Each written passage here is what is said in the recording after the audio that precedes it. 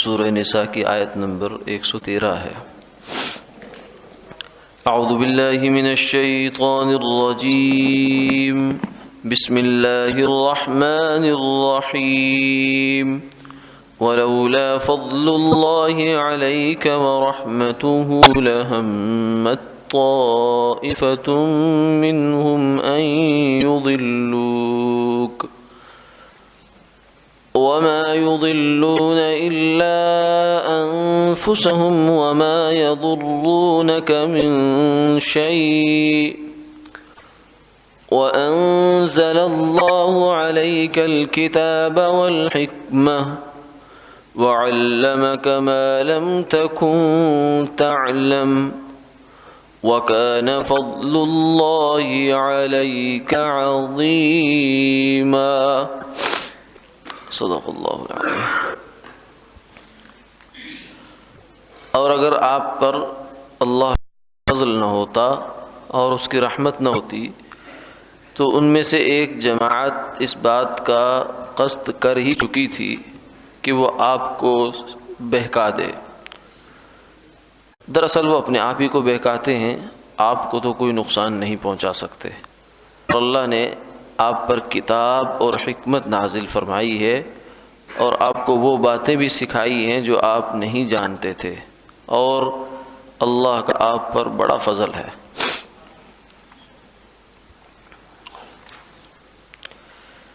اس آیت مبارکہ میں کچھ اشارہ گزشتہ واقعات کی طرف بھی ہے، اور دو چیزیں اس میں اس سے ہٹ کر بھی بیان ہوئی ہیں، تو گویا تین چیزیں اس آیت مبارکہ میں بیان ہوئی۔ ایک تو جو پچھلے واقعے سے جڑی ہوئی بات ہے وہ یہ ہے کہ اللہ رب العزت نے فرمایا کہ یہ جو کچھ لوگ بنو ابیرق کے پروپیگنڈا کی زد میں آ گئے اور ان کی ہاں میں ہاں ملانے لگ گئے، اور ماحول انہوں نے ایسا بنا دیا، صورتحال ایسی بنا دی کہ آپ کا رجحان بھی یہودی کے چوری ہونے کی جانب ہو گیا، لیکن اللہ کی جانب سے وحی آ گئی جس نے روک دیا، اور وہ معاملہ وہیں ریورس ہو گیا، پیچھے چلا گیا۔ تو فرمایا کہ یہ جو کچھ بھی ہوا ہے یہ کسی کی ہوشیاری کام نہیں آئی، کسی کی تدبیر کام نہیں آئی، کسی کی فہم اور بصیرت کام نہیں آئی، یہ صرف اللہ کا فضل ہے۔ ولولا فضل اللہ، اگر اللہ کا فضل نہ ہوتا، اس کا کرم نہ ہوتا، اس کی رحمت نہ ہوتی تو یہ کام تو ہو ہی گیا تھا۔ یعنی آپ صلی اللہ علیہ وسلم کو یہ خطاب فرمایا جا رہا۔ سوچنے کی بات یہ ہے کہ جو خود سراپا رحمت ہیں اور خود فضل خداوندی ہیں، ان سے بھی یہ فرمایا جا رہا ہے، تو ہم اور آپ کس بات کی مولی ہیں کہ ہم یہ کہیں کہ فلاں موقع پر میں نے یہ کام کر دیا، میں نے بڑی تدبیر کی کہ جس سے یہ کام ہو گیا، ورنہ وہ تو ہمیں بیچ کے کھا جاتا۔ نہیں، ہر چیز کی نسبت، ہر خیر کی نسبت اللہ کی جانب انسان کرے کہ اللہ نے توفیق دی، اللہ نے سمجھ دی، اللہ نے یہ پہلو میرے دل میں ڈالا، اللہ نے یہ بات کروائی جس سے یہ کام ہو گیا، میں کون ہوتا ہوں؟ تو اس لیے فرمایا کہ نسبت جو ہے وہ اللہ کی جانب۔ ولولا فضل اللہ، اگر اللہ کا فضل اور کرم نہ ہوتا تو آپ کو یہ لوگ سیدھے راستے سے ہٹا چلے تھے، یعنی اس معاملے میں، خاص اس معاملے میں۔ لیکن ساتھ ہی یہ بھی فرما دیا کہ ان لوگوں کی تدبیر تو بڑی زبردست تھی، بہت مستحکم تھی، بہت مضبوط تھی، لیکن اللہ ومکروا ومکر اللہ واللہ خیر الماکرین، انہوں نے بھی ایک تدبیر کی، اور اللہ تو بہترین تدبیر کرنے والے ہیں۔ تو اللہ کے سامنے کس کی تدبیر چلتی ہے؟ وما یضلون الا انفسهم، فرمایا کہ یہ آپ کو ڈی ٹریک کرنا چاہتے تھے، لیکن اصل میں وہ خود رہے تھے۔ وہی بات جو پچھلی آیت میں بیان ہوئی، وَمَن يَكْسِبْ إِثْمًا فَإِنَّمَا يَكْسِبُهُ عَلَى نَفْسِهِ، جو بندہ گناہ کماتا ہے، گناہ کرتا ہے، وہ سمجھتا ہے تو یہ ہے کہ اپنا فائدہ کر رہا ہے، لیکن حقیقت میں اپنا نقصان کر رہا ہوتا ہے۔ يُخَادِعُونَ اللَّهَ وَالَّذِينَ آمَنُوا وَمَا يَخْدَعُونَ إِلَّا أَنفُسَهُمْ، منافقین کے بارے میں فرمایا کہ یہ اللہ کو اور ایمان والوں کو دھوکہ دینے کی جو ہے چال چل رہے ہیں، اور سمجھ رہے ہیں کہ ہم دھوکہ دے رہے ہیں، لیکن ایسا نہیں ہے۔ دراصل یہ بیچارے اپنے آپ کو دھوکہ دے رہے ہیں، اپنے آپ کے ساتھ برا کر رہے ہیں، اپنا انجام خراب کر رہے ہیں۔ وما يضلون الا انفسهم، فرمایا کہ یہ لوگ تو اپنے آپ ہی کو گمراہ کر رہے ہیں۔ یہ سیدھا راستہ تو یہ تھا کہ اول چوری کے نا، اگر چوری ہو گئی تو سیدھا راستہ یہ تھا کہ توبہ کر کے معافی مانگ لیتے۔ اب یہ جو اس کو پردہ ڈال رہے ہیں، چھپا رہے ہیں، اس کی بجائے دوسروں کو الزام دے رہے ہیں، تو یہ بیچارے خود راستے سے بہت دور ہوتے چلے جا رہے ہیں۔ وما يضرونك من شيء، اور یہ آپ کو کوئی نقصان نہیں پہنچا سکتے۔ کیوں؟ اس لیے کہ آپ اللہ کے نبی ہیں، اور نبی جو ہے وہ ان کو حق ہوتا ہے کہ وہ اجتہاد فرماتے ہیں، یعنی ہر فیصلہ براہ راست قرآن کی صورت میں نہیں نازل ہوا، بلکہ شریعت کے بہت سے احکامات جو ہیں وہ آپ صلی اللہ علیہ وسلم نے اپنی رائے سے، سوجھ بوجھ سے، اجتہاد سے ارشاد فرمائے ہیں۔ ہاں فرق اتنا ہوتا ہے کہ عام بندہ جو عام مجتہد ہوتا ہے اس کے اجتہاد میں تو جیسا کیسا ہو جائے سو ہو جائے، لیکن نبی کا اجتہاد جو ہے وہ اللہ براہ راست اس کو مانیٹر کر رہے ہوتے ہیں، دیکھ رہے ہوتے ہیں۔ اگر اس میں کچھ 19-20 ہو، فرق ہو، تو اس کی تصحیح کر دی جاتی، اصلاح کر دی جاتی ہے۔ تو فرمایا کہ اس لیے آپ کو کوئی ڈر نہیں ان سے۔ وَأَنزَلَ اللَّهُ عَلَيْكَ الْكِتَابَ وَالْحِكْمَةَ وَعَلَّمَكَ مَا لَمْ تَكُنْ تَعْلَمْ، کیونکہ آپ پر اللہ نے کتاب نازل کی ہے، آپ پر اللہ نے کتاب کے ساتھ ساتھ حکمت بھی نازل کی ہوئی ہے۔ حکمت سے مراد یہاں مفسرین نے فرمایا حدیث پاک ہے، اس لیے فرمایا کہ وحی دو قسم کی ہوتی ہے، ایک وہ وحی کہ جس کی ہم تلاوت کرتے ہیں یعنی قرآن پاک، اور ایک وحی وہ ہے جس کی تلاوت نہیں کی جاتی، وہ حدیث پاک ہے۔ تو یہ دونوں ہی اللہ کی جانب سے آئے ہوئے جو ہے تحفے ہیں۔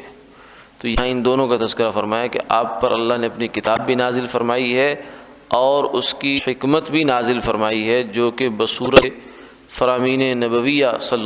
اللہ علیہ وسلم ہے۔ وَعَلَّمَكَ مَا لَمْ تَكُنْ تَعْلَمْ، اور ساتھ یہ فرمایا کہ اللہ نے آپ کو وہ باتیں بھی سکھائی ہیں جو آپ نہیں جانتے تھے، اور آپ نے کسی سے سیکھی نہیں، نبی کا کوئی استاد نہیں ہوا کرتا، نبی کا استاد براہ راست اللہ ہی ہوتے ہیں، کیونکہ اگر کوئی استاد ہو تو پھر یہ کسی کو کہنے کا موقع مل سکتا ہے کہ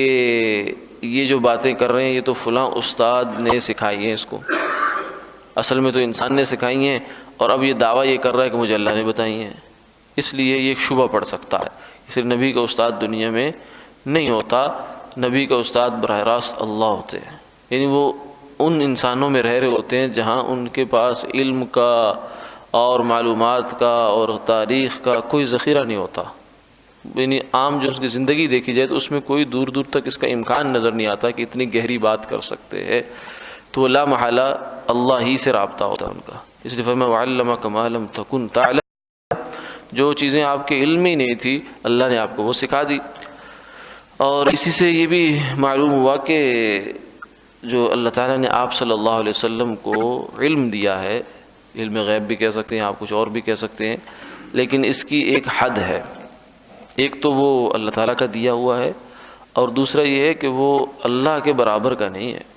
اللہ کا علم تو جو ہے وہ اس کائنات کے ذرے ذرے کو محیط ہے، ازل کو، ابد کو، اور اس کائنات کے ذرے ذرے کو، قطرے قطرے کو، اور زمانے کو، ہر چیز کو محیط ہے، ازلی ابدی اس کا علم ہے،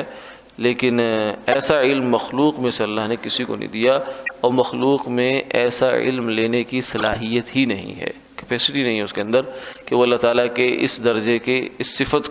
کا تحمل کر سکے۔ تو اس لیے ہاں یہ ضرور ہے کہ مخلوق کو اللہ نے علم دیا ہے، لیکن وہ علم اللہ کے مقابلے میں ایسے ہی ہے جیسے خضر علیہ السلام نے موسیٰ علیہ السلام سے فرمایا تھا کہ تیرے علم کی مثال اور میرے علم کی مثال ایسے ہے جیسے سمندر سے ایک چڑیا چونچ میں پانی لے لے، اللہ کے مقابلے میں، یعنی اللہ کا علم گویا سمندر ہے اور چڑیا کا پانی وہ آپ کا اور میرا، یعنی دو نبی جلیل القدر نبی فرما رہے ہیں کہ میرا تیرا علم ایسا ہے۔ تو انسان، عام انسان جو ہے وہ کس کھاتے میں کہیں جا کے پڑھیں گے کہ آدمی کہتا ہے میں نے تو کبھی نہیں سنی یہ بات، یعنی شریعت کا حکم کوئی سامنے بتایا جائے کہ خالہ زاد سے، پھوپھی زاد سے پردہ ہوتا ہے، کہتے ہیں میں نے تو نہیں سنا آج تک، یعنی ایسے انداز سے آدمی بات کرتا ہے جیسے پتہ نہیں ساری زندگی جو ہے اس کی کتابوں میں گزری ہے، امام غزالی کے ساتھ رہا ہے یہ۔ تو یہ ہمارا علم کیا پدی کا شوربہ، ہماری نہ معلومات اتنی، نہ ہمارا علم ایسا، اللہ کا علم کامل ہے۔ ہاں مخلوقات میں سے سب سے زیادہ جو علم دیا ہے وہ اللہ نے اپنے پیارے حبیب صلی اللہ علیہ وسلم کو دیا ہے۔ زیادہ جو غیب کی معلومات ہیں وہ آپ صلی اللہ علیہ وسلم کو دی ہیں، لیکن اللہ کا علم اللہ کا ہے، اللہ اللہ ہے، حضور حضور ہیں. یہ ان کو جو آپس میں ملانے کی کوشش کرے گا وہ پھر خطرناک ہوتی ہے بات. وَكَانَ فَضْلُ اللَّهِ عَلَيْكَ عَظِيمًا، فرمایا یہ جو کچھ بھی دیا ہم نے یہ ہمارا ہی فضل ہے، اور لیکن بہت بڑا فضل ہے. یعنی تعلیم کتاب، قرآن پاک کا علم مل جانا، حدیث کا علم مل جانا، یہ اللہ کا بڑا فضل ہے. هذا من فضل ربی تو ہے ہی ہے، لیکن یہاں فرمایا فضل اللہ علیک عظیما، یہ بہت بڑا فضل ہے اللہ تعالیٰ کا، کسی کو اللہ اپنی قرآن پاک کا علم دے دے، حدیث پاک کا علم دے دے. اس پہ بے شمار فضائل ہیں، بلکہ علم کے جو دراصل فضائل ہیں وہ اسی علم کے ہیں. جو ہم دنیا کے علوم و فنون حاصل کرتے ہیں وہ ضرورت ہے ہماری، وہ بھی کرنے پڑیں گے، اس کے بغیر نظام نہیں چلتا، لیکن جو فضائل آئے ہیں وہ قرآن و حدیث کے علم کے ہیں. اللہ تعالیٰ ہر مسلمان کو علم حاصل کرنے کی توفیق عطا فرمائے. آخر دعوانا الحمدللہ رب العالمین.